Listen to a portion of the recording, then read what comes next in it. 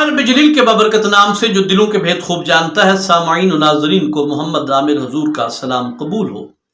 پیارے دوستو، دو لوگ نا آپس میں لڑ رہے تھے، جھگڑا کر رہے تھے۔ وجہ اناد کیا تھا؟ ایک بکری ہے تو دونوں لوگوں نے نا بکری کے کانوں کو پکڑا ہوا ہے۔ ایک نے ایک کان کو، دوسرے کان کو پکڑا ہوا ہے۔ ایک کہتا ہے یہ بکری میری ہے، اور دوسرا بھی یہی دعویٰ کرتا ہے کہ یہ بکری میری ہے۔ کافی دیر لڑتے رہے، جھگڑتے رہے، بحث و مباحثہ کرتے رہے۔ جب اک گئے، زچ ہو گئے، کوئی فیصلہ نہ ہوا، تو اب انہوں نے ادھر ادھر دیکھنا شروع کر دیا کہ کسی اور سے ہم اس کا فیصلہ کرائیں۔ تو اس بستی کا سیانہ یعنی ایک دانا بینا بزرگ آدمی جو بہت عقل مند تھا، وہ وہاں سے گزر رہا تھا۔ ان دونوں نے اسے آواز لگائی کہ ادھر آؤ اور آ کے ہمارا فیصلہ کرو۔ وہ آدمی آیا اور آ کے پوچھا ابھی کیوں لڑ رہے ہو؟ تو دونوں کہتے ہیں جناب یہ بکری میری ہے، وہ بھی کہتا ہے میری ہے، اور یہ بھی کہتا ہے میری ہے، تو ہمارا فیصلہ نہیں ہو رہا، تو آپ کو ہم منصف بناتے ہیں، آپ ہمارا فیصلہ کریں، جو بھی آپ فیصلہ کریں گے ہم قبول کر لیں گے۔ یہ عقل مند آدمی تھا، یہ بہت ہی سیانہ آدمی تھا۔ اس نے کہا نہیں، ایسی میں تمہاری بات پہ یقین نہیں کرتا، میں کوئی فیصلہ کروں اور تم نہ مانو پھر۔ اس نے کہا جی ہم قسم اٹھاتے ہیں، دونوں کہتے ہیں ہم قسم اٹھاتے ہیں، جو بھی فیصلہ کرو ہم مان لیں گے۔ اب یہ چونکہ میں بار بار کہہ رہا ہوں عقل مند تھا نا، اس نے کہا نہیں ایسے نہیں، قسم بھی اٹھاؤ اور قسم کے لفظ بھی وہ بولو گے جو میں کہوں گا۔ دونوں بہت ہی زچوئے ہوئے تھے، تنگ تھے۔ دونوں کہتے ہیں ہاں جی آپ جو بھی دعا کے قسم کے لفظ کہیں گے ہم اس پر وہی قسم کے الفاظ دہرا دیں گے۔ تو اس سیانے آدمی نے ان دونوں بے وقوفوں سے کہا کہ تم نے قسم یہ اٹھانی ہے کہ اگر میں جو فیصلہ کروں گا آپ دونوں اسے قبول نہیں کریں گے تو پھر تمہاری بیویوں کو طلاق ہوگی۔ دونوں نے یہ قسم اٹھا دی کہ اگر ہم نے آپ کا فیصلہ نہ مانا تو ہماری بیوی کو طلاق ہے۔ جو ہی انہوں نے یہ قسم اٹھائی تو یہ آدمی کہتا ہے اب دونوں سائیڈ پہ ہو جائیں۔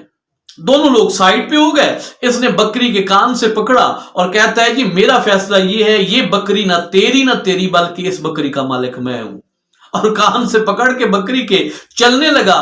تو ان لوگوں دونوں نے کہا بھی یہ تم نے عجیب فیصلہ کیا، ہم اپنے لیے رو رہے تھے، تم لے کے جا رہے ہو۔ تو اس نے کہا بھائی میں نے کہا تھا نا کہ اگر تم میرے فیصلے پہ اعتراض کرو گے تو تمہاری بیوی کو طلاق ہوگی۔ آپ اگر یہ اس کا فیصلہ نہیں مانتے تو بیویوں سے ہاتھ دھوتے ہیں، اور اگر فیصلہ مانتے ہیں تو بکری سے ہاتھ دھوتے ہیں۔ تو پیارے دوستو وہ سیانہ بکری لے کے تو چلا گیا، لیکن یہ واقعہ پڑھنے کے بعد مجھے ایک بات سمجھ آ گئی کہ شریعت نے غصہ حرام کیوں قرار دیا۔ اسی لیے قرار دیا کہ غصے کی وجہ سے نا ہماری عقل معوف ہو جاتی ہے، خبط ہو جاتی ہے، عقل ہماری جو ہے نا وہ زائل ہو جاتی ہے، ہمیں کسی چیز کو ہوش نہیں رہتا۔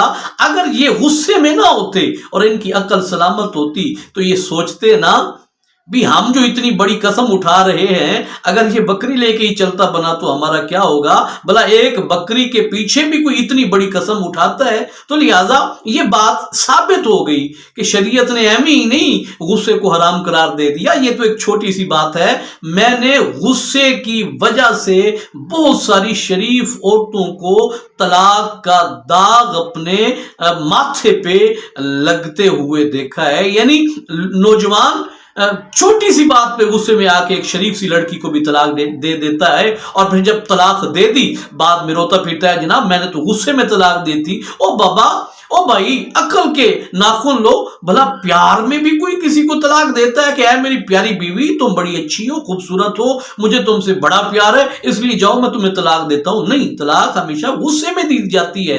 اور بار بار اس ویڈیو کے ذریعے پیغام میں یہ دینے کی کوشش کر رہا ہوں کہ جب بھی تمہیں کبھی غصہ آئے، بے انتہا غصہ، اور اس غصے کی وجہ سے بجائے اس کے تم کوئی الٹا سیدھا جملہ بول کے زندگی بھر کے لیے پچھتاوے کا شکار ہو جاؤ، حضور کی شریعت پہ، حضور کے فرمان پہ عمل کرو۔ کیا فرماتے ہیں؟ جیسے ہی تمہیں غصہ آئے تو تم پڑھو اعوذ باللہ من الشیطان الرجیم، تو اس کی وجہ سے شیطان دور ہو جائے گا، غصہ آپ کا کافور ہو جائے گا، اور آپ ہر طرح کی بلیات اور آفات سے محفوظ ہو جائیں گے۔ امید کرتا ہوں واقعہ پسند آیا ہوگا۔ بہت جلد ایک نئے واقعے کے ساتھ آپ کی خدمت میں دوبارہ حاضر ہوں گا، تب تک لیے اجازت دیجیے۔ السلام علیکم ورحمۃ اللہ وبرکاتہ۔